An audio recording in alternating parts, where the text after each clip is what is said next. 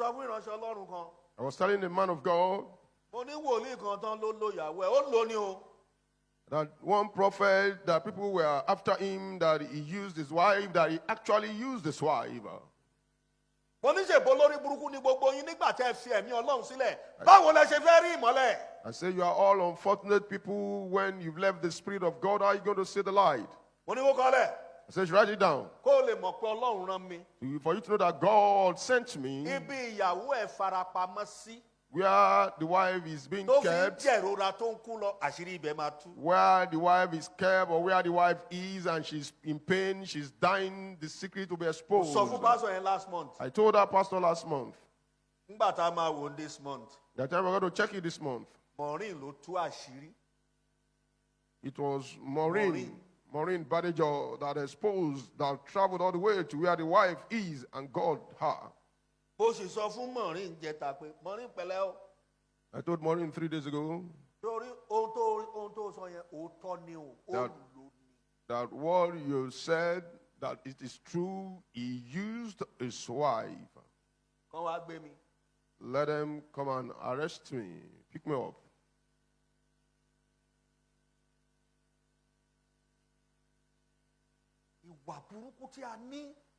Our bad attitude,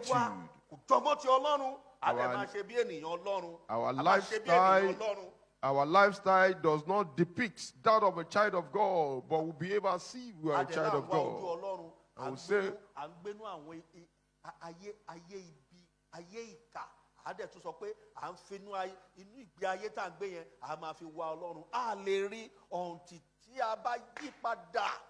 we are living ungodly life, and we are using ungodly life to seek God. Let's repent. Let's come back to God. Forget your old ways. Come back to God.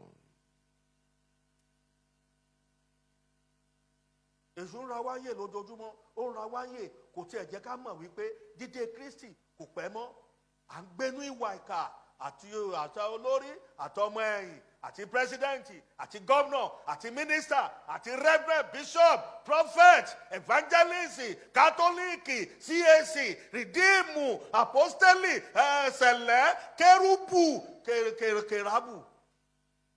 Àgbẹ̀nú ìwà ibi. Devil has given us a reprobate mind. We are doing evil regardless of whatever we call ourselves, and we are rejoicing in it.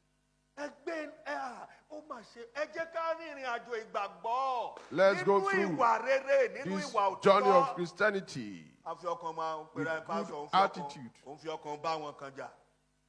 You call yourself a pastor, you are fighting some people with your spirit, with your heart.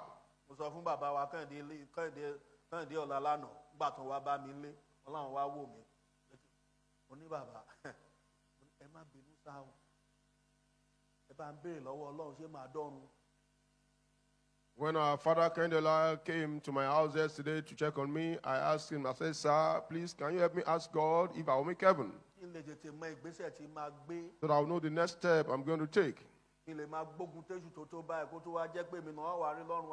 I can't wage war against the devil like these, and I will not probably go to hellfire. Be of good attitude. Change your lifestyle.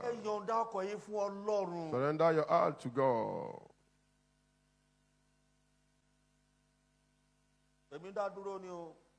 I'm on my own. I have no friends, no family. I'm a lone ranger. Not copying anyone.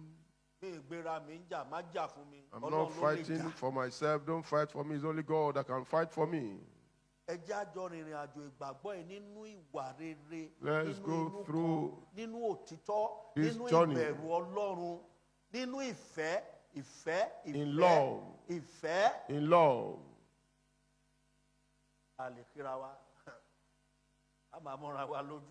We iron each other. Backbiting, speaking ill of each other, and we've come here to pray. Atoki gbogbo ẹ̀yin mọ̀túmùwà pátá pé àkó ọjọ́ mẹ́ta.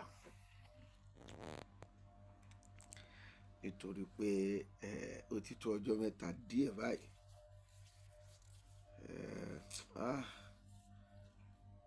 bí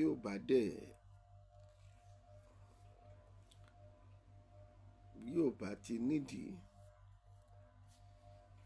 ẹ̀yin olólùfẹ́ mi káàkiri gbogbo àgbáyé, bí ò bá ti nídìí ẹ mọ̀ wípé mi ì fẹ́ máa jáde mọ́, because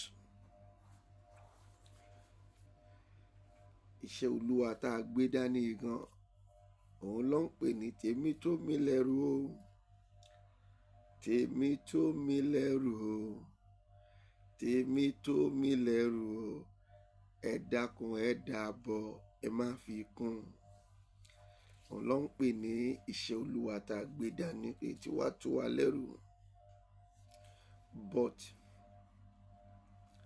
gẹ́gẹ́ bí gbogbo ẹ̀yin olólùfẹ́ mi tẹ́ ti mọ̀ wípé ohun tí mo máa ń dá sí á jẹ́ wípé ohun tó fẹ́ tàbùkùn bá gbogbo èèyàn, tó bá tiẹ̀ jẹ́ wípé ẹni tó ń wu ìwà yẹn ara ẹnìkan ló fẹ́ tàbùkùn bá, lábẹ́ òfin mi ò láṣẹ láti wá máa sọ̀rọ̀ nípa irú ẹni bẹ́ẹ̀. Nítorí ẹ̀ ni mo ṣe máa ń sọ ní gbogbo ìgbà wípé I am not a blogger, I am a prophet, I am a spiritualist, I run a spiritual church and I do spiritual work for whoever that believe in it. Ẹni tó ò bá gbàgbọ́ ó máa ń le fún mi àti ṣiṣẹ́ pẹ̀lú ẹ̀. Àìmọye ẹni tó ti order product mi, bàbá kan tún sọ fún mi pé ṣé mo sure pé kí ni máa ṣiṣẹ́, mo ní wá tèmi tí mo fẹ́ sọ fún ẹ, tẹ́ ẹ bá ti gbàgbọ́ kò sóhun tó fẹ́ ṣe o, kò sí. Ṣíṣiṣẹ́ nǹkan, ability nǹkan ó wà nínú ìgbàgbọ́ tó bá ní.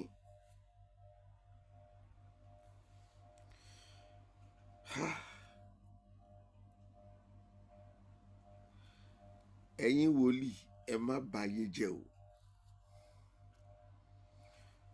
Ìgbìnrin ọ̀tẹ̀ bá ti ń pàkan òun nìkan ń rú o. Ẹ tún gbọ́ ohun tí Adebayo sọ, ìgbìnrin ọ̀tẹ̀ bá ti ń pàkan òun nìkan ń rú. Mere looking kẹ́tí ẹ máa gbọ́ ohun tí mò ń sọ yìí o, ṣùgbọ́n mere looking tẹ́ ẹ bá gbọ́rùn tí mò ń sọ yìí, ẹ̀yin tẹ́ ẹ ní làákàyè èèyàn tọ́lọ́run yọ̀ǹda làákàyè fún, tí kì í ṣe ti èṣù. Àwọn kan ní làákàyè ti èṣù tó jẹ́ pé Ọlọ́run ló yọ̀ǹda fún yín. Mere hearing ohun tí Adebayo ń sọ yìí, wàá mọ̀ wípé Adebayo ìkan nínú àwọn àkùkọ gàgàrà tí wọn ò fẹ́ tí kékeré kọ́ ni o. Nínú ọ̀rọ̀ tó ń sọ yìí màá dẹ̀ mú jáde ń bẹ̀ pé àkùkọ gàgàrà ni wọn ò fẹ́ kí kékeré kọ́.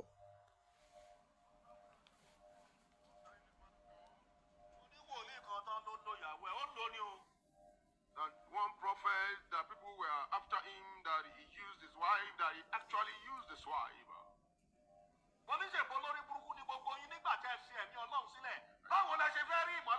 say you are all unfortunate people.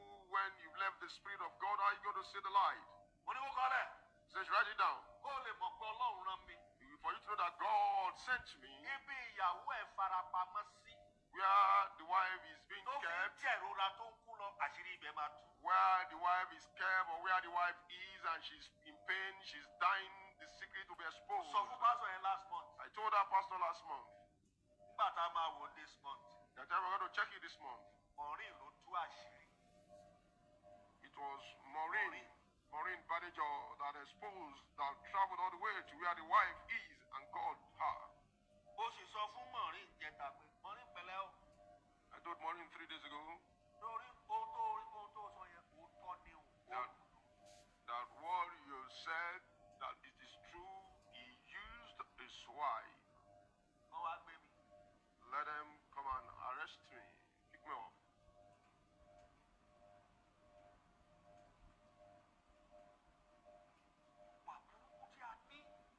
Our bad attitude,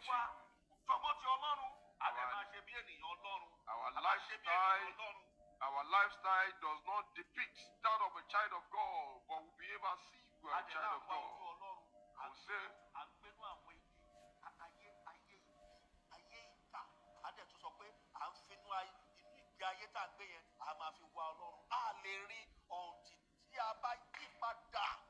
we are living ungodly life, and we are using ungodly life to seek God. Let's repent.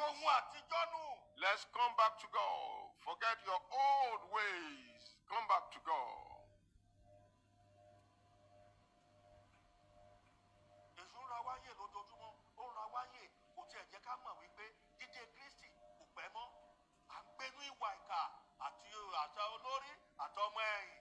President, àti governor, àti minister, àti reverend, bishop, prophet, evangelist, catholic, CAC, redeem, apostolic, sẹlẹ, kerubu, kerabu.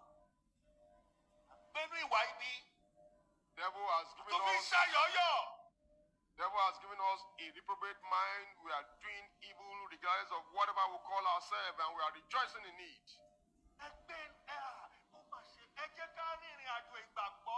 Let's go through this journey of Christianity. Attitude. You call yourself a pastor, you are friends of people with your spirit, with your heart.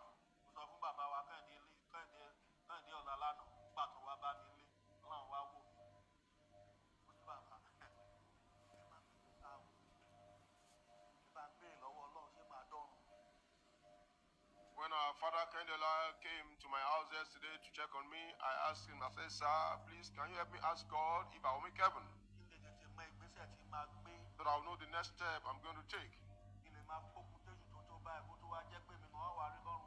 I can't wage war against the devil like this, and I will not probably go to hellfire. Be of good attitude. Change your lifestyle. Surrender your heart to God.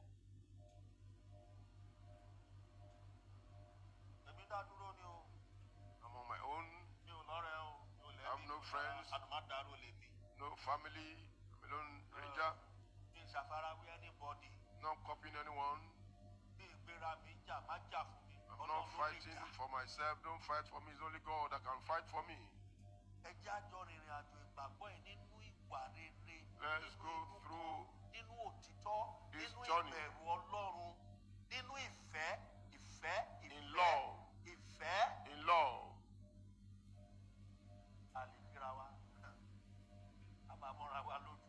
We iron each other.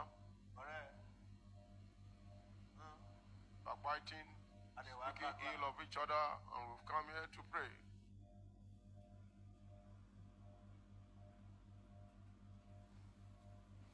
Now, mo kàn fẹ́ jẹ́ kí ẹ gbọ́ ọ̀rọ̀ yẹn ni.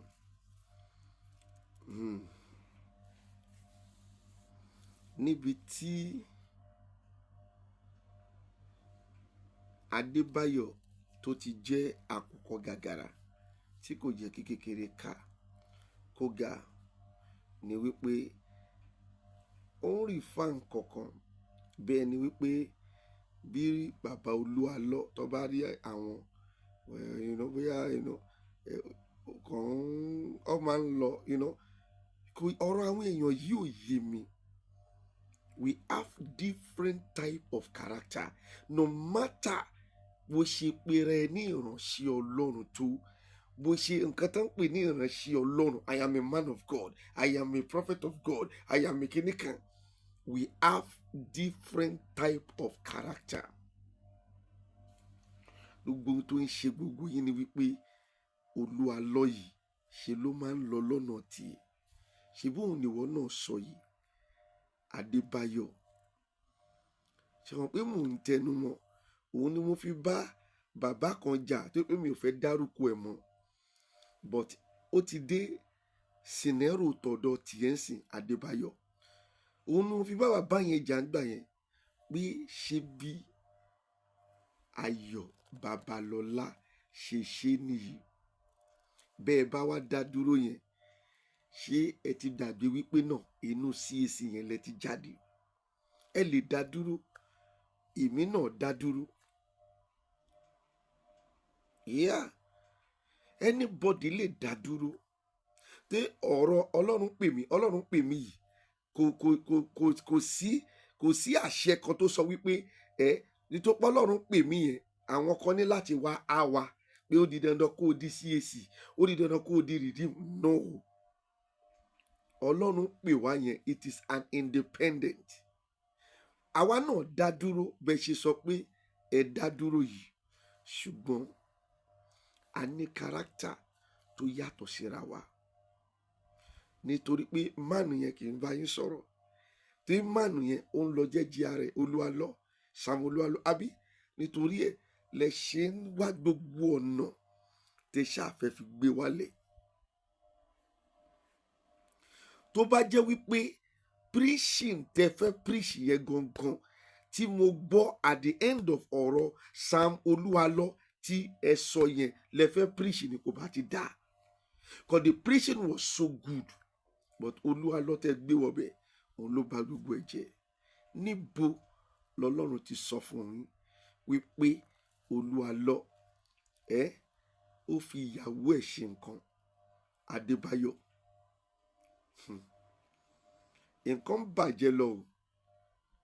Ẹ̀yin èèyàn, ẹ dẹ̀ ń tẹ̀lé àìṣòdodo. Nǹkan tí mo kàn máa bẹ gbogbo ẹ̀yin followers mi fún, ẹ share fídíò yìí, ẹ jẹ́ ó dé ọ̀dọ̀ Adebayo. Wọ́n mọ̀ mí dáadáa o. Odù ni mi kì í ṣe àìmọ̀fólókò. Bẹ́ẹ̀ ni ẹ̀nà mi ìbáyàn forí gbárí o, mo ń sọ òtítọ́ tèmi ni o, ṣùgbọ́n ẹni tó bá bá mi forí gbárí wàhálà ni o. Àwọn náà mọ̀. Adebayo sọ àsọtẹ́lẹ̀ kan nípa mi tó bá jẹ́ pé wòlíì ni ẹ́, lẹ́yìn pé àwọn èèyàn ní babaláwo ni mí o, lẹ́yìn wípé wọ́n ní wòlíì, àwọn wòlíì oníyàwó 3 4, èmi níyàwó 2 o. I have 2 wives and they were okay. Èmi ò dẹ̀ lépa ìyàwó olówó tẹ̀ ń lépa kiri. Adebayo, má jẹ́ kí n sọ̀rọ̀ ẹnu mi jáde o. Nínú ibẹ̀ yẹn, preaching to preach yẹn was so beautiful, but ọ̀rọ̀ Olúwa lọ, Sam Olúwa lọ tẹ gbé wọbẹ̀, tẹni Olúwa wípé ó lo ìyàwó ẹ̀, ọ̀rọ̀ yẹn ló bà preaching yẹn jẹ́ o. Kò sí ìfẹ́ níbẹ̀, apart from pé a níyàwó 2. Tọ́lọ́run bá tún fún mi lágbára sí èmi, torí mo sì máa ní ju ìyàwó 2 lọ, ṣùgbọ́n kì í ṣe èyí tẹ̀yin máa lọ ń fà. Má jẹ́ ń sọ̀rọ̀, ọ̀rọ̀ wà lẹ́nu mi o. Bẹ́ẹ̀ ni, èmi ò dẹ̀ ń sọ nǹkan tí n bá mọ̀ rárá. Ohun tí n bá mọ̀ débi pé tó bá ní kóòtù yá lọ́la, mo máa jáde, máa wá síbẹ̀. Tó pé ohun tí mo mọ̀ òun ni mo sọ. Mi ń ṣe àwọn tẹ́ ẹ fọgbọ́n tàn wá láti Amẹ́ríkà tó láwọn ń wá ọkọ, tẹ́ ẹ tàn wá láti Amẹ́ríkà tó yẹ pé nígbà tí wọ́n fẹ́ máa lọ tán, oko lẹ yọ tiwọn, ẹ dẹ̀ tún gbowó lọ́wọ́ wọn. Mo mọ ohun tí mò ń sọ. Adebayo, ẹ ṣọ́ra. Kò sí ẹni tí kò ní òru àná. Gbogbo wa pátá la ní òru àná. now tí Babalọ́lá bá wá ṣe báyìí, báwo ni ẹ ṣe máa wá bá ìgbàgbọ́ nílẹ̀? Òun ni Jésù sọ ṣé tóun bá wá padà dé ṣóun lè bá ìgbàgbọ́ ní ilẹ̀ mọ́? Tí Babalọ́lá bá ṣe bẹ́ẹ̀ ṣe ń ṣe yìí, táwọn tó ti lọ yẹn, àwọn àgbààgbà tó ti lọ yẹn tó bá ṣe bẹ́ẹ̀ ṣe ṣe yìí, Adebayo Adebayo, mo pè é lẹ́lẹ́kẹta, Adebayo, tí wọ́n bá ṣe bẹ́yìn ṣe ṣe yìí, ṣáwọn tó ti lọ yẹn ohun tí wọ́n ṣe sílẹ̀ ṣẹ́yìn lè bá? Open your mouth. Ó sọ pé Olúwa wí pé Sam Olúwalọ ó fi ìyàwó ẹ̀ ṣe nǹkan ni. Ó máa dá o. Mo kàn fẹ́ jẹ́ kó o sọ àsọtẹ́lẹ̀ kan nípa mi apart from ohun tí mo sọ yẹn. Pé àwọn èèyàn ní babaláwo ní mí, kò sí ohun tó kè mí. Wọ́n ní ìyàwó méjì ló fẹ́, kò sí ohun tó kè mí. But èmi ò sí nínú àwọn tó jẹ́ pé wọ́n máa fa obìnrin wá láti Amẹ́ríkà, wọ́n á wá gbá wọn, wọ́n á gbowó lọ́wọ́ wọn. Ohun tí iṣẹ́ mi tó mi jẹ, iṣẹ́ tèmi ó tó èmi jẹ. Mi ò ní àwa ò rọ́ọ̀bù èèyàn ká wá parọ́ fóbìnrin afẹ́fẹ́ ká gbowó lọ́wọ́ ẹ̀ ká tún dówó. Adebayo, ṣọ́ra o. Kò sẹ́ni tó lóru àná o. Tó bá wá bọ́ta tó wá ń pariwo Samuel irọ́ ló pa. Olúwa ọ̀run ẹ̀, ibi tó jẹ́ kí ìràwọ̀ ẹ ti já òun nígbà tí ó sọ àsọtẹ́lẹ̀ nípa president election tí wọ́n fẹ́ ṣe, tí mo dẹ̀ bọ́ta tí mo ẹ̀yin méjì lẹ sọ àsọtẹ́lẹ̀ tó fail. Kí lórúkọ ẹ̀? Òkòtó Jésù tàgbàlagbà yẹn, àgbàlagbà kì í ṣe òkòtó Jésù kékeré o, kì í ṣe òkòtó Jésù ọmọ kékeré, òkòtó Jésù àgbàlagbà yẹn àti ìwọ Adébáyọ̀ lẹ́jọ́ sọ àsọtẹ́lẹ̀ wípé wọn ò ní dìbò, ìdìbò ní wá. Mo dẹ̀ jáde, mo ní ìrọ̀lẹ́ pa. Ẹ̀wẹ̀jẹ̀ tí ń sọ náà ni Olúwa wípé náà lẹ sọ. Mo ní ìrọ̀lẹ́ pa, mo ní Olúwa ò sọ bẹ́ẹ̀. Mo dẹ̀ sọ wípé Olúwa ni wọ́n máa dìbò ní Nàìjíríà. Pírẹ́sídẹ́ǹtì mi máa gorí oyè ṣẹ́. Kí ni Olúwa sọ tí mo sọ tí kò ṣẹ? Wo bá mi sẹ́ndì fídíò yìí sọ́dọ̀ Adébáyọ̀. Èmi ò bẹ́nikẹ́ni forí gbárí o, ṣùgbọ́n mo máa ń jáde nítorí òtítọ́ àti nǹkan tó lè ba nǹkan jẹ́. Ẹ ti bà Christianity jẹ́, ẹ ti bà jẹ́. Ó ní ó pe mọ̀rin. Definitely you people are working with a blogger. You are a prophet. Why are you talking with a blogger? Blogger is different from a prophet. Iṣẹ́ wòlíì, ṣé ò ń gbọ́ mi? Iṣẹ́ tó mọ́ ni. Èmi ò, tó bá wá wo iṣẹ́ blogger, ó yàtọ̀ sí iṣẹ́ wòlíì. Ẹ pé mọ̀rin níjẹta, ẹ sọ fún wípé ohun tó sọ yẹn òtítọ́ ni. Adebayo, tó bá jẹ́ mi ní Sam Olúwalọ, ẹ gbọ́dọ̀ dé kóòtù. Ọlọ́run tó sọ fún yín, wàá gbé Ọlọ́run yẹn jáde. Mo fi ayé àti ọ̀run búra ẹ̀. Ṣé sometimes bá kàn wo bàbá yẹn, màmá wo Olúwalọ yẹn pé ẹni tí kò fẹ́ wàhálà. Ṣùgbọ́n Olúwa ń sọ fún mi pé kò sí skeleton kankan nínú kọ́ńbọ̀dù ẹ̀. Ẹ̀sùn wo lẹ fẹ́ fi kànyàn? Ẹ̀sùn wo lẹ fẹ́ fi kan rú èmi? Tèmi ti sọ fún ẹ wípé èmi bá rí ẹni tí mo like, mo máa toast ẹ o. If I see somebody who I like, I will toast the person. Ẹ̀sùn wo ló fẹ́ fi kan rú mi? Talk to me. Máa toast ẹ. Tó o bá dẹ́ gbà, kí ló wá ṣe ìjà wà ń bẹ ni. Ẹ̀sùn wo ló fẹ́ fi kan irú mi dá mi lóhùn tó mọ̀ wípé mo máa ń wá sórí íńtánẹ́ẹ̀tì màá wá polówó àwọn nǹkan tí mò ń ṣe. Ẹ̀sùn wo? Kí ni ẹ̀sùn tó fẹ́ fi kàn mí? Ṣùgbọ́n ẹ̀yin tẹ́ ń ṣe nǹkan yẹn lẹ́yìn tí ẹ̀ ń parọ́ wípé ẹ ò ṣe wọ́n, ẹ̀yin ni wọ́n ń fi ẹ̀sùn kàn. Yá tí bó ṣe ń sọ̀rọ̀ bẹ́ẹ̀ pé òdòbìnrin rí lẹ́yìn ìyàwó ẹ̀ Adébáyọ̀, ẹ dẹ̀ ná okó sí èèyàn tẹ́ pè wá láti Amẹ́ríkà. Má jẹ́ ń sọ̀rọ̀ torí pé àwọn kan náà máa dọ́dọ̀ tiwa wọ́n wá sọ pé nǹkan báyìí ni wòlíì ṣe fáwọn. Òde lè rí wa ń tà ká wá sọ̀rọ̀ nǹkan bẹ́ẹ̀ ń tà, kí la fẹ́ sọ ń tà fún?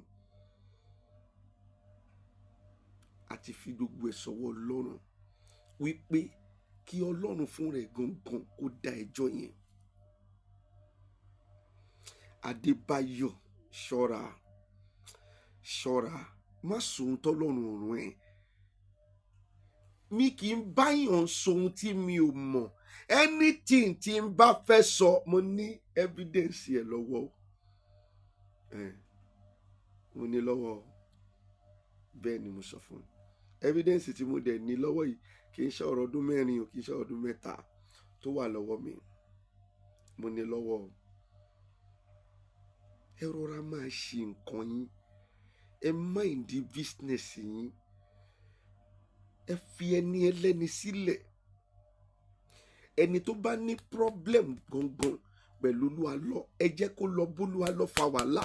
Kì í ṣe lọ́dọ̀ yín ni láti lè gbọ́rú ọ̀rọ̀ tẹ́ sọ yìí. Ọ̀rọ̀ játijàti ni. Bó jẹ́ mi lolúwa lọ ní sẹ́, mo fi ayé àti Ọlọ́run búra ẹ̀ sẹ́. Ibi tí Ọlọ́run yẹn ti sọ fún ẹ bóun fi ìyàwó òun fi ṣe oògùn owó àbóun fi ṣe kinní kan, òun ti lò. Wàá gbé Ọlọ́run yẹn jáde. Wàá gbé jáde. Ẹ ń sọ̀rọ̀, tẹ bá wá sọ̀rọ̀ yẹn tán ẹ tún fi ọ̀rọ̀ yẹn ròpò ara yín. Ohun tí mo sọ nípa obìnrin Amẹ́ríkà, evidence ẹ wà lọ́wọ́ mi, phone number ẹ wà lọ́wọ́ mi, everything ẹ wà. Mi ń sọ̀rọ̀ kí n ròpò ara mi. Kí ló dé? Ẹ ṣe fọ̀tẹ̀ sílẹ̀, ẹ ṣe jẹ́ kó gun mi. Gbogbo wa la lóru àná, òru àná lóhun tá a ṣe tá ò lè sọ fẹ́nikẹ́ni. Ó dẹ̀ ń gbénu wa, ṣùgbọ́n tó bá dé stage kan wàá máa bẹ Ọlọ́run fún pé kó dáríjì. Kò sí ẹ̀dá, either you are a pastor or you are not a pastor, either you are a prophet or you are not a prophet, either you are working for God or o ti ẹ̀ ń ṣiṣẹ́ pẹ̀lú Ọlọ́run rárá, kò sẹ́ni tó lóru àná. Ẹ wá máa jáde nítorí pé àkùkọ gàgàrà yín ẹ ò fẹ́ tí kékeré kó kọ, ẹ fẹ́ gbé wọn wálẹ̀, ẹ wá máa sọ̀sọ̀kúsọ. Olúwa sọ fẹ́ ibi tó jẹ́ kí wọ́n ti járàǹkì ẹ Adébáyọ̀, níbi tó ti sọ prophecy pé wọn ò ní ṣe president election. Pé fídíò yẹn tí n bá ṣì wá, problem ni pé àwọn ọ̀rọ̀ mi mo máa ń sọ mọ́ra wọn. Tí bá ṣì wá nísàlẹ̀ pátápátá àṣetúmárì nínú àwọn YouTube mi. Now ni mo ṣẹ̀ṣẹ̀ ń ṣe fídíò single-handedly tí mo máa sọ nípa èèyàn kan ṣoṣo máa kó mbẹ kí n lè ráyè trace àwọn nǹkan tí mo ti sọ sẹ́yìn. Tẹ́lẹ̀ gbogbo ẹ̀ mo máa ń dàpọ̀. Tó pé mi ò ìgbà tí kì í ṣe pé mo wá sí YouTube wá gbowó. Ṣé bẹ́yìn lẹ́ ń gbowó YouTube? Ẹ tún máa parọ́ pẹ̀ gbowó YouTube. Ẹ ń gbowó TikTok, ẹ máa lẹ́ gbowó TikTok. Ẹ ń gbowó Facebook, ẹ máa lẹ́ gbowó Facebook. Ẹ̀yin ẹlẹ́sìn, ẹ má bà ìgbàgbọ́ jẹ́. Don't even talk about brand now. Brand like CAC, GAC, Redeem. Don't let us talk about them now. Ìgbàgbọ́, ẹ má bà ìgbàgbọ́ jẹ́. Ẹ ń bomi tútù sáwọn èèyàn lọ́kàn. Nǹkan tẹ́ Ọlọ́run ò rán yín, ẹ lọ́lọ́run rán yín. Àìmọye prophecy ẹ ló ti fail. Síbẹ̀ mi ò mú táwọn èèyàn rí lára ẹ̀ tí wọ́n ń tẹ̀lé ẹ Adébáyọ̀. Kí ló rí? Kí ló ní? Kí ló gbé mì? Agbára wo ló ní? Tó bá jẹ́ tọlọ́run yìí ni o, jẹ́ ká jọ tọ̀. wàá mọ̀ pọ̀ ọmọ kékeré ni ó ní agbára Ọlọ́run rárá. Tó bá wá jẹ́ pé ti èṣù ló gbé dání, ẹ jẹ́ ká jọ tọ̀, màá tún jẹ́ kó yé pé ọmọ kékeré ni ó ní agbára èṣù kankan lọ́wọ́. Níbi tá a délé ni o. Kí ló dé? Bá ṣe ń pa kan lẹ́ ń rú kan, all because ẹ fẹ́ drag ẹni yẹn. Kí ló evidence yẹ gangan òun ni kí ìyàwó Olúwa lọ́kọ jáde kó wá sọ pé wọ́n lò ó tó tó. Ìwé tó jẹ́ ká ti rí ọgbọ́n Adébáyọ̀, àwa ń rí òmùgọ̀ níbẹ̀. Ṣé mo bìlí ohun tó jẹ́ kí wọ́n sọ ni wípé o ti rí ìran yẹn àbí Ọlọ́run dẹ̀ ti fi wọ̀nyí. Ìyàwó Olúwa lọ gangan ló jẹ́ kó ní pé kó jẹ́ kó jáde kó tiẹ̀ sọ̀rọ̀. Ṣé mo pé tí ìyàwó Olúwa lọ bá ti jáde sọ̀rọ̀, kò sí ni Olúwa lọ máa jáde sọ̀rọ̀. Ìyàwó ẹ̀ ò jáde sọ̀rọ̀. Mọ̀rín tó lóun lọ sọ́dọ̀ ẹ̀ náà, ṣé ó ní fídíò kan tí Mọ̀rín gbé jáde tó jẹ́ pé ìyàwó Olúwa ló sọ̀rọ̀ báyìí tó dán bẹ̀ báyìí pé ọkọ òun lòun ni, òun ń ṣe àìsàn ni, nǹkan kan ló ń ṣe òun, ẹsẹ̀ òun ni egbò wà ń bẹ̀ tí kò jiná láti 30 years. Ẹ̀yin tẹ́ ẹ tún wá ń gbọ́rọ̀ yìí, ẹ tún wá máa tẹ̀lé wọn. Àwọn wòlíì Bálì làwọn yìí, wọn ò ríran fọkásì lásán. Ó bá ń dọ̀kọ̀ tó ń pè ní fọkásì, kí wọ́n kọ̀ wo fídíò yìí, kí wọ́n wo fídíò ẹni yìí, kọ́ wo tọ̀hún, kọ́ wo àwa máa fọkásì lókè báyìí ló ṣe máa rí. Many prophecies you have said that have failed, yet nítorí pé irọ́ tẹ̀ ń pa àwọn èèyàn ṣì ń tẹ̀lé yín. Tó pé àwọn èèyàn tó bá já àwọn èèyàn ni o, irọ́ ni wọ́n fẹ́.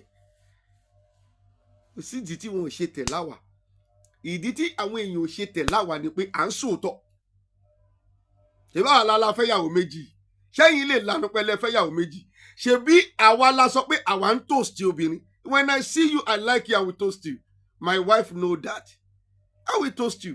That wọn ò gbé ojú mi fún alágbàfọ̀. I will toast you. I am telling you the thing. I am telling you the right thing. That is my mind. Ẹ̀yin ò ní lè sọ bẹ́ẹ̀. Ẹ máa parọ́, ẹ dẹ̀ ń dóbò. Ẹ ń dóbò lójoojúmọ́. Ẹ ń lọ báǹgì àwọn ọmọ ọlọ́mọ ní hòtẹ́ẹ̀lì. Ẹ ń báǹgì wọn kiri. Ṣé báwa la jáde? Ta ni à ń ṣọṣẹ́ àánú, à ń ṣọṣẹ́ ìbùkún. Nǹkan tẹ́ bá fẹ́ pè wá. Àwa jáde náà. Mo dẹ̀ ti wà lẹ́nu nǹkan tí mo sọ kì í ṣe 15 years, kì í ṣe 20 years ago ni mo ti ń ṣe. À ń ta egbògi diabetes o, à ń ta egbògi hypertension o, à ń ta egbògi ìsétọ̀ o. Èmi ni mò ń jáde tí mo wá ń sọ. Ẹ̀yin ò lè ṣe yẹn, ṣùgbọ́n ẹ̀ ń lo gbogbo nǹkan yìí. Ẹ máa jáde níjáde pé you are a just. You are a spirit. You are a ghost. You know, ìwà burúkú dẹ̀ wà nínú ọwọ́ yín. I don't care what people can say about me. Èmi fúnra mi ti sọ nípa tèmi jáde pé nǹkan báyìí ni mò ń ṣe. Okay, ẹ̀sùn wo lẹ fẹ́ kà sí ọba Sólómọ́nù lẹ́sẹ̀? Ọba Sólómọ́nù fúnra ẹ̀ ti jáde. Ó ti jẹ́ kẹ́ mọ̀ wípé ọ̀nà báyìí lòun rìn. Kì í ṣe ẹ̀yin tó jẹ́ pé níṣe lẹ́ identity yín ẹ̀dẹ̀ ń ṣe bí. Ìyẹn lọ́lọ́run 8 láyé. But àwọn èèyàn gangan lẹ́yìn ènìyàn. Wọ́n mú mi pariwo pé èèyàn lẹ́yìn ènìyàn fẹ́ràn. Wọ́n àwọn ènìyàn like àwọn tó ń purọ́. Wọn ò ní prophecy kankan lọ́wọ́. Mi ò kàn fẹ́ jẹ́ ká sọ Jésù lẹ́nu ni mo ṣe ń wò. Ọ̀rọ̀ ń bẹ níkùn mi. Mo ti rìn, mo rí nǹkan oríṣiríṣi nínú ayé yìí. Mo ṣe kí ni? Mo ti rìn, mo ti rí oríṣiríṣi nǹkan nínú ayé. tó dẹ̀ dá mi lójú gan tó pé mi ò fẹ́ wá láti wá máa sọ nǹkan tí kò dá mi lójú débi wọ́n máa ní ó yá ń kóòtù tí máa ní mo dẹ̀ fi sọ̀rọ̀ ni ò náà o nǹkan tí n bá sọ ohun tó dá mi lójú ni tí mo máa gbé jáde pé òun ni iṣẹ́ iná rí ó tán. You can't be talking and be roping yourself. Ó ní Olúwa wí. Tí Sam Olúwa lọ torí ẹ̀gàn bá pé sọ pé mi ò believe ẹ mọ̀ wípé mò ń ṣe nǹkan kan Olúwa. I don't even think you know I am doing something after you. Mi ò mọ̀ yín rí. Mi ò ní ẹ̀kan tà pẹ̀lú ẹ̀rí Olúwa lọ. Ṣùgbọ́n tó wá pé orí ẹ pé nìṣẹ́ tí ohun tí wọ́n dẹ̀ ń sọ yìí táwa ń jáde ta ní àlọ́lúwa sọ wípé you have no skeleton in your cupboard tó bá pé orí ẹ pé ní Olúwa lọ Sam irú èyí tó pe rẹ̀ l'Adébáyọ̀ yìí jẹ́ kí wọ́n lọ já ìwé kóòtù fún kó pàdé ẹ̀ ń kóòtù níbi tí Ọlọ́run ti sọ bẹ́ẹ̀ fún kó lọ sọ lójú adájọ́. ó mọ̀ pé tó bá fẹ́ sọ̀rọ̀ tó bá yẹ kẹ́ ṣe nǹkan yẹn ló máa jọ tó máa ní pé àwọn ẹ̀bàdẹ̀ ọlọ́pàá wa àwọn máa dúró no wọ́n fọ́n fẹ́ jẹ́ kẹ́ ṣe lọ́ ṣe sọ. Olúwa lọ I challenge you in this video. tó bá pé tòótọ́ ohun tó Olúwa sọ fún mi wípé ìwọ Olúwa lọ àlọ́ ò ní skeleton kankan nínú kọ́ńbọ̀dù ẹ̀ tí mo dẹ̀ mọ̀ bẹ́ẹ̀ pé you don't have any skeleton in your cupboard. ohun tí Adébáyọ̀ ṣe yìí ó jẹ́ kó lè clear out níwájú gbogbo èèyàn pátá. Take that man to court. Let court ask him pé níbo lolúwa ti sọ fún pé ó lo ìyàwó ẹ̀ níbo lolúwa ti sọ fún.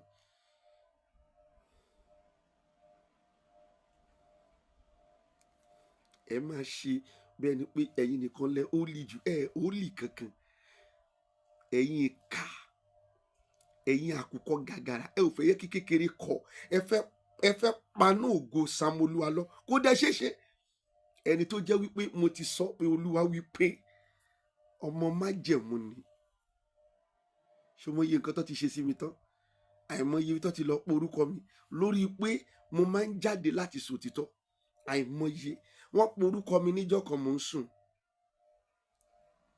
mo forúkọ tún bu ẹni tó ń porúkọ mi yẹn lóru mo sùn mo kọ̀ rí tó ṣà ń lu ìlú yẹn gbùrùgbùrù mo sọ́njọ́ Sunday gan tó kọjá nínú live video mi on the YouTube wọ́n kàn lùlù agbára ìlú bàtà yẹn agbára gbẹgbẹgbẹ ẹni yẹn tún sọ pé kọ́ máa lù alẹ́ mi níṣẹ́ èmi tí mo sán lórí tí mo jí tán.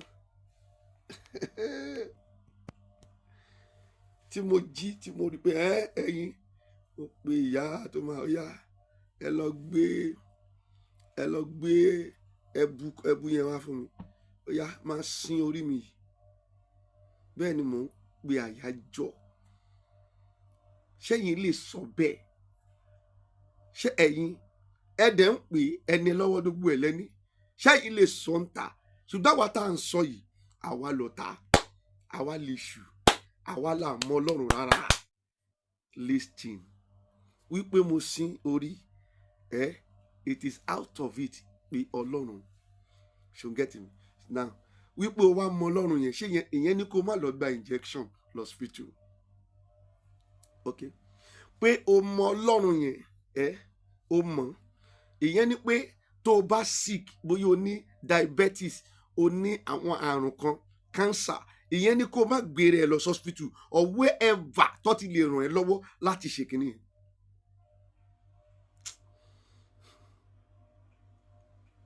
irọ́ lára yìí ń wá ayé òfò títọ́ but òtítọ́ yẹn làwa máa sọ pé ẹni tó kọ́ ilé 100 ó máa kú èmi tí mo dẹ̀ kẹyọ kan náà mo máa kú ẹ jẹ́ kí n máa sòtítọ́ mi lọ. ohun tó bá wù yín ni kẹ́yìn pè mí I don't care. àìmọye ogun tá a ti jà ṣe mo ṣe sọ pé mi ò bá yín fi orí gbá orí ẹni tó bá bè mí forí gbárí ló máa bá wa ń bẹ jẹ́jẹ́ làwa ń lọ adé ń sọ òtítọ́ ọ̀rọ̀ ẹ̀yin ò ní lè jáde àti sọ. Ẹ dẹ̀ ń dóbù, ẹ̀ ń ṣòṣì, ẹ̀ ń gbá àwọn èèyàn, ẹ̀ ń gbowó lọ́wọ́ wọn. Ẹ máa parọ́ pé ẹ ò gbà kọ́bọ̀. Níbo lẹ ti rí owó tẹ́ fi kọ́ ṣọ́ọ̀ṣì yẹn? I can boldly tell you. Mo sọ fún yín, come to my church, come. Bring investigating journalists. Mi ìpè ọmọ ọjọ́ kan báyìí. Mi ò wá sọ tó bá wá parọ́ fún yín o. Tó bá wá parọ́ fún yín, ẹ jẹ́ kí àwọn náà wá jáde. Kọ́ lọ mú slip wọn wá ibi tí wọ́n ti send owó sí mi. Pé kí n fi kọ́ church. Mi ìpè ọmọ ọjọ́ ẹyọ kan. Mi ìpè ìdílé dúró báyìí. Ìdílé dúró báyìí. Ó yá, ẹ̀yin ìdílé tẹ́ wà ní church o. Ẹ̀yin lẹ máa dá 300 o. Afẹ́kọ́ church. I build my church pẹ̀lú ìrànlọ́wọ́ Ọlọ́run single-handedly. Ẹ̀yin dẹ̀ máa parọ́. Gbogbo owó tẹ́ gbà yìí, ọwọ́ àwọn èèyàn lẹ ti gbà. Ṣọ́ọ̀ṣì tẹ́ kọ́, ọwọ́ àwọn èèyàn lẹ ti gbà. We know you. Why are you lying? You bloody liars. Ẹ̀dẹ̀ ń pera yín ní ìránṣẹ́ Ọlọ́run. Sọ fún gbogbo wa lẹ́lẹ́ṣẹ̀. Ẹ̀yà wa máa segregate ara yín pé ẹ̀yin ò ń ṣe lẹ́ṣẹ̀. Irú yín náà dẹ̀kẹ̀rẹ̀ làwọn èèyàn ń wá. Nítorí pé ẹ ń ṣe lẹ́ṣẹ̀ yẹn làwọn èèyàn ń wá. Ẹ ń tanra yín. Látijọ́ tẹ́ ẹ ti ń tẹ̀lé wọn, tẹ́ ẹ ti ń gbọ́n rí, tẹ́lẹ̀ ń gbàdúrà olórí burúkú tẹ́ ń gbà kiri. Ogun wo ló ṣe fún yín? Ṣèbọ́dọ̀ ọ̀dọ́ wa yìí náà lè sì tún máa padà wá. Ká máa send iṣẹ́ sí nílùú òyìnbó. Ẹ má jẹ́ ká sọ Jésù lẹ́nu. Tó pé àwọn èèyàn yìí jíjáde tí wọ́n ń jáde, wọ́n fẹ́ sọ Jésù lẹ́nu. Tá a bá dẹ̀ bá yín fà, nǹkan máa bàjẹ́.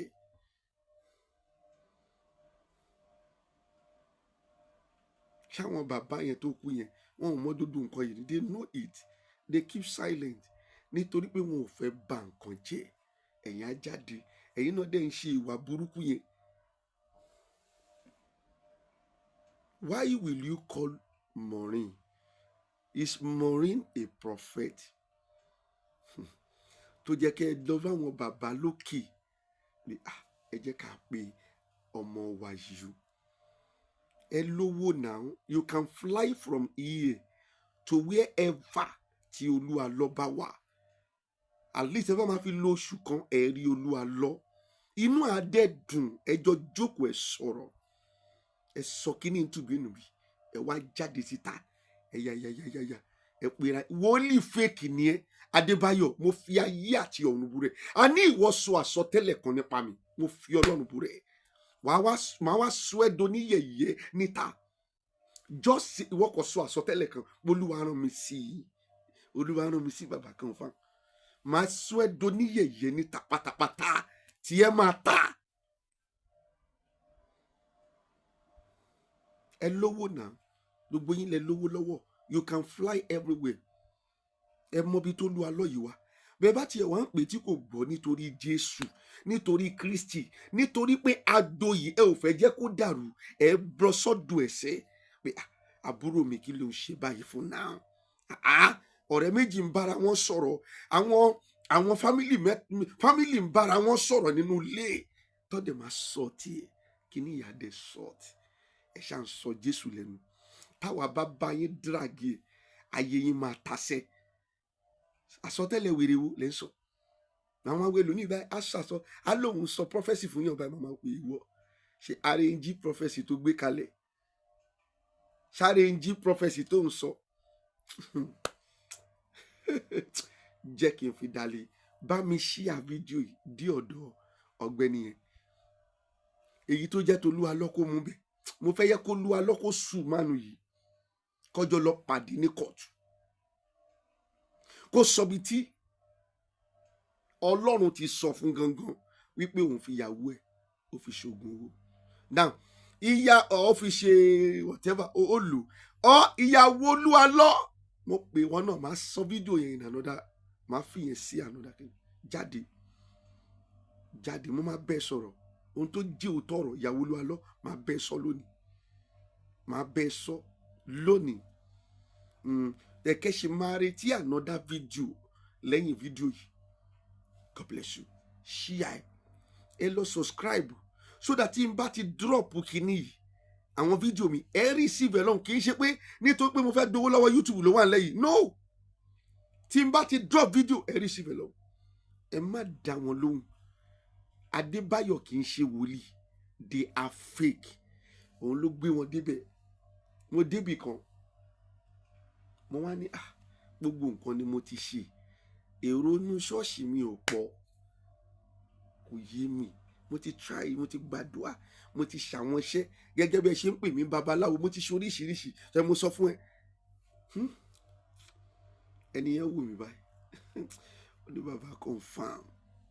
Ó ní ṣé gbogbo ohun tí mo rí wájú òun èrò yìí ṣe àwọ̀rò kan lè ṣe.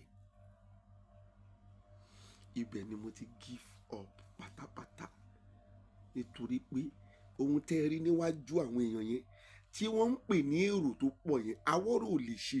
Ìran lẹ̀ ń gbọ́, ìran ló gbé yín débẹ̀. Ìran tẹ́ wá ń gbọ́ yẹn it is fake arrange ní gbogbo ẹ̀. Tẹ́ bá fẹ́ jẹ́ ká fà á fà ajá ajá ẹ̀yin oníranù. Ẹ wá fẹ́ mú Jésù, ẹ fẹ́ sọ Jésù dẹni yẹ̀yẹ́, ẹ̀yin ẹni yẹ̀yẹ́, ẹ̀yin tó yẹ pé ayé yín ti ta. Ohun tẹ́ ń ṣe nínú ilé ẹ ò lè sọ níta. Ohun táwọn ń ṣe làwọn ń sọ yìí o. Ṣé mi ò rí àkíyèsí kan téèyàn kan fẹ́ sọ nípa mi tó pé ohun tí mò ń ṣe already mo sọ. Ìyẹn lára yìí ò dẹ̀ fẹ́ gbọ́. Àwa yẹn ló ń pè lẹ́lẹ́ṣẹ̀. A kì í ṣe ẹlẹ́ṣẹ̀. Because what we do, we say it. Àwọn tí wọ́n wá ń ṣe yẹn tí wọ́n ò sọ ohun lẹ́yìn gbàgbọ́ àwọn gangan dẹkẹ̀rí àwọn lẹ́lẹ́ṣẹ̀. Ó ní bẹ́ẹ̀ bá bu ẹ̀, ó ní bí wọ́n bá bu ẹ̀ṣẹ̀ rẹ mọ́lẹ̀, ó ní Olúwa kì yóò gbóhùn rẹ̀.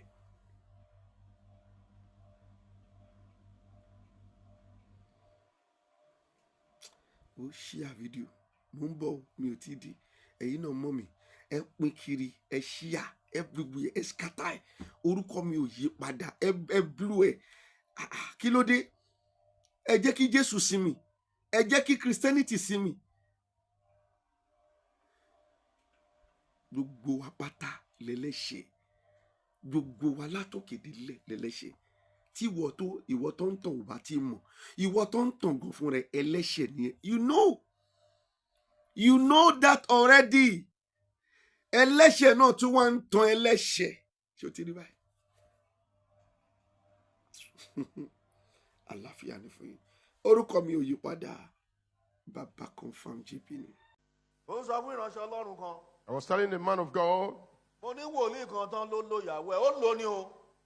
that one prophet, that people were after him, that he used his wife, that he actually used his wife. Mo ní ṣèbó lórí burúkú ní gbogbo yín nígbà tẹ́ ẹ fi ẹ̀mí Ọlọ́run sílẹ̀. Báwo lẹ ṣe fẹ́ rí ìmọ́lẹ̀? I say you are all unfortunate people. When you've left the Spirit of God, how are you going to see the light?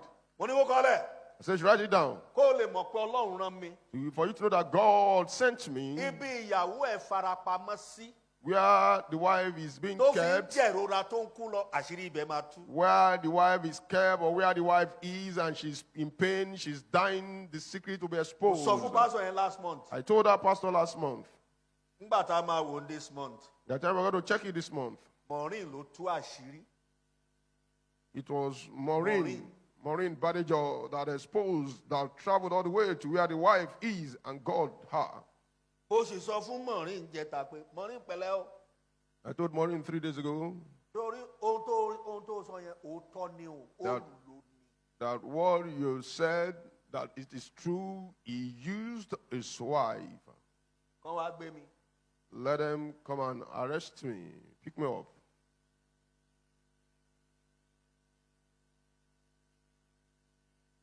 Ìwà burúkú tí a ní. Our bad attitude.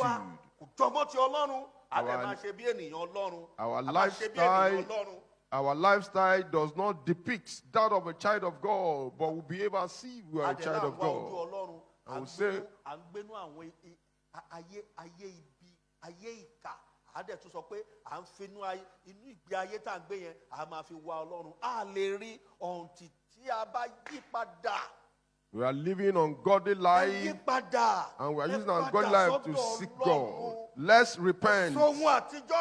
Let's come back to God. Forget your old ways. Come back to God.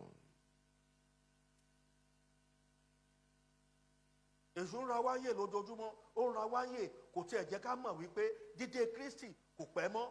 À ń gbénú ìwà ìkà àti olórí, àtọmọ ẹ̀yìn, àti pírẹsidẹ́ǹtì, àti gọ́vnọ̀, àti mínísítà, àti rẹ́fẹ̀rẹ̀, bishop, prophet, evangelist, kátólíìkì, CAC, rìdíìmù, apostoli, sẹ̀lẹ̀, kérúbù, kèràbù. À ń gbénú ìwà ibi. Devil has given us a reprobate mind. We are doing evil regardless of whatever we call ourselves, and we are rejoicing in it. Let's go through this journey of Christianity with good attitude. You call yourself a pastor, you are fighting some people with your spirit, with your heart. Mo sọ fún bàbá wa Kẹ́hìndé ọ̀la lánàá nígbà tó wá bá mi lé Ọlọ́run wá wò mí. Mo ní bàbá ẹ má bínú sáà o. Ẹ bá ń béèrè lọ́wọ́ Ọlọ́run ṣé màá dọ́run. When our father Kendela came to my house yesterday to check on me, I asked him, I said, sir, please, can you help me ask God if I will make heaven? So that I will know the next step I'm going to take. I can't wage war against the devil like these, and I will not probably go to hellfire. Be of good attitude.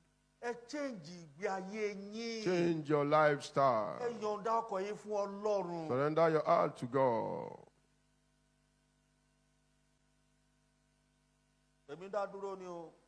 I'm on my own. I have no friends, no family. I'm a lone ranger. Not copying anyone.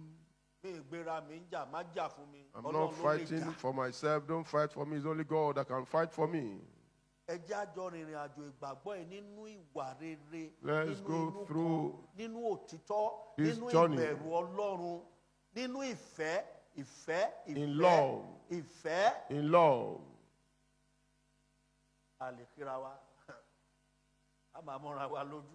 We iron each other. Backbiting, speaking ill of each other, and we've come here to pray.